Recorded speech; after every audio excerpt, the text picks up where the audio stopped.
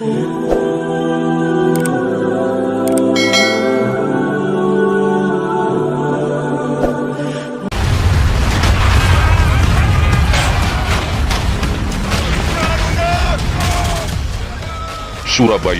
10 November tahun 1945. Asap mengepul dari reruntuhan gedung-gedung kolonial. Langit disayat oleh raungan pesawat tempur sekutu. Di tanah kota ini, rakyat, santri, dan kiai bahu-membahu mempertahankan kemerdekaan yang baru dikumandangkan pada 17 Agustus 1945. Mayoritas dari para laskar itu tak dibekali senjata modern, hanya bambu runcing, doa, dan satu keyakinan, mati di jalan Allah untuk negeri adalah syahid. Fatwa jihad menggema lewat suara Bung Tomo. Dari Tebu Ireng, Jombang, hingga Buntet, Cirebon, dari Lirboyo, Kediri, hingga Sidogiri, Pasuruan, para kiai menyerukan perang suci melawan penjajahan. Tapi ada sesuatu yang hilang. Di tengah gegap gempita, pekik perjuangan, dan gema Allahu Akbar, ada satu kelompok yang nyaris tak bersuara. Kaum yang menyebut diri mereka Juriyah atau keturunan Rasulullah Shallallahu Alaihi Wasallam, klan Ba'alawi. Kemana dan dimanakah mereka saat perang revolusi kemerdekaan 10 November di Surabaya? Tak ada yang mampu menjawabnya. Namun, video ini akan menyajikan narasi dari misteri besar tersebut. Jangan skip agar sahabat misteri realita tahu secara menyeluruh seperti apa sebenarnya nasionalisme kaum Ba'alawi yang selama ini dipuja oleh para mukibinnya.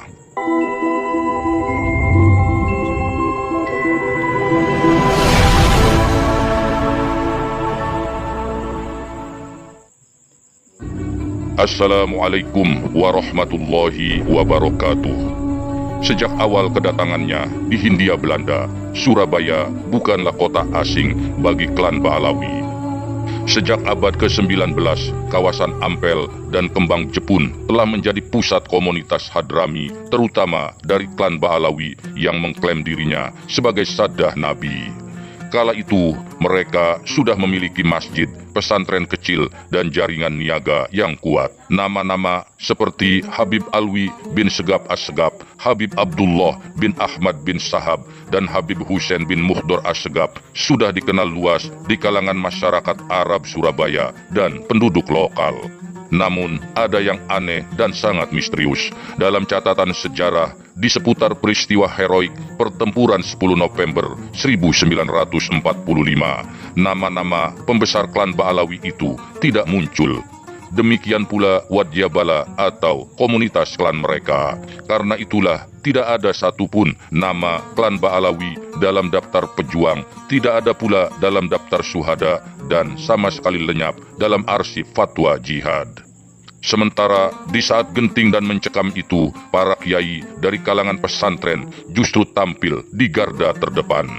Kiai Haji Hasim Asy'ari dari Tebu Ireng memimpin barisan Nahdlatul Ulama. Kiai Haji Abbas dari Buntet Cirebon menyiapkan logistik dan amunisi untuk santri yang berangkat ke Surabaya.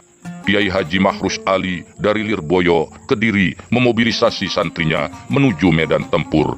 Kiai Haji Hamid dari Pasuruan, Kiai Haji Abdul Karim dari Lirboyo, dan Kiai Haji Bistri Samsuri dari Den Anyar, Jombang. Semuanya bersatu di bawah panji jihad. Mereka tidak bersembunyi di balik status atau gelar kehormatan sebagai kiai.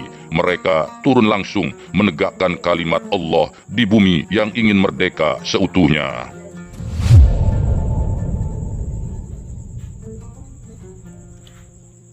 Dengan segala prioritas dan kemudahan yang diberikan kolonial Belanda, di kala itu klan Ba'alawi sudah hidup mapan tanpa perlu merasa terjajah. Di Jawa Timur sudah ada nama-nama ulama besar klan Ba'alawi seperti Habib Alwi bin Sagap As-Segap, tokoh masyhur di Surabaya. Habib Abdullah bin Ahmad bin Sahab dikenal di Pasuruan sebagai ulama harismatik. Habib Muhammad bin Idrus Al-Muhdor, ulama Singaraja yang sering berkunjung ke Surabaya. Habib Ahmad bin Abdullah Al-Atos, ulama Ba'alawi yang juga tinggal di Surabaya. Namun sekali lagi, tak ada satupun dokumen resmi baik dari arsip perjuangan nasional maupun lokal, catatan NU maupun koran-koran revolusi seperti Berita Indonesia dan Al-Jihad yang menunjukkan keterlibatan mereka secara langsung atau tidak langsung dalam perang 10 November 1945. Tidak ada fatwa atau seruan jihad, bahkan tidak ada pidato yang menyeru rakyat untuk melawan penjajah. Mengapa para pembesar Ba'alawi, bahkan seluruh anggota dari klan ini seolah berdiam diri atau bahkan bersembunyi di dalam rumah mereka masing-masing? Sebuah cerita yang belum terverifikasi kebenarannya menyebutkan konon kabarnya Belanda yang membonceng sekutu telah menandai kawasan perkampungan mereka dengan tanda khusus yang mudah dikenali agar tentara sekutu tidak menyerang. Seperti diketahui sejak awal kedatangannya, pemerintah kolonial Belanda memang sudah melakukan plotting kewilayahan agar imigran Arab Hadramaut, terutama klan Ba'alawi, tinggal di distrik atau perkampungan tertentu, sehingga banyak yang dikenal dengan nama Kampung Arab. Kisah yang lebih valid menyebutkan beberapa sejarawan menduga bahwa klan Ba'alawi memang terikat pada warisan sosial politik dengan kolonial Belanda.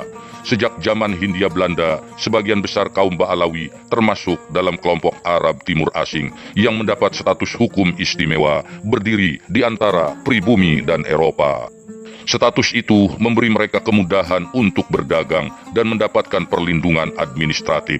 Fakta inilah yang membelenggu mereka untuk terlibat secara aktif dalam politik dan perlawanan bersenjata bangsa Indonesia yang kala itu baru lahir 17 Agustus 1945.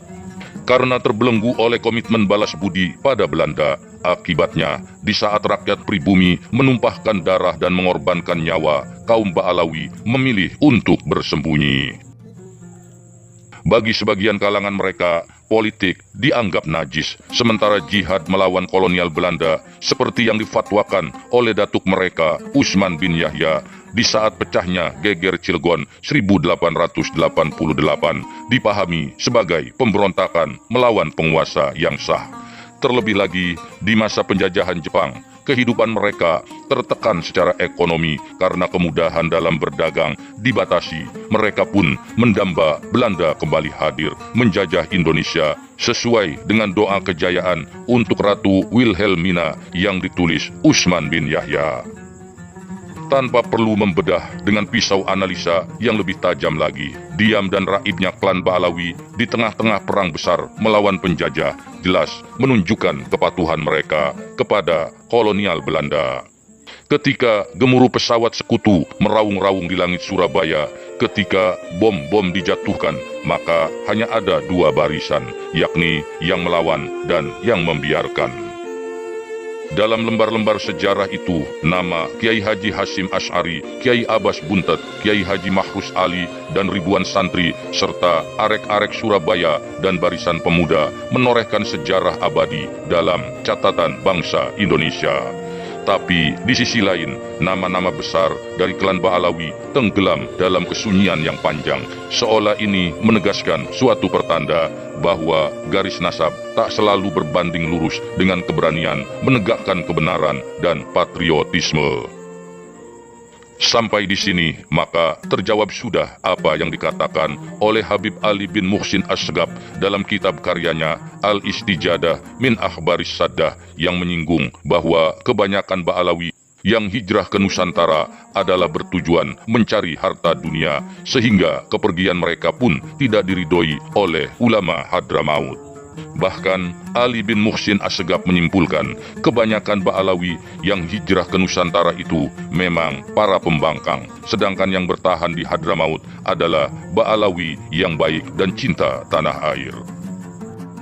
Sahabat, jika kalian ingin berpendapat, tulis di kolom komentar. Terima kasih sudah menonton. Jangan lupa like dan subscribe. Assalamualaikum warahmatullahi wabarakatuh.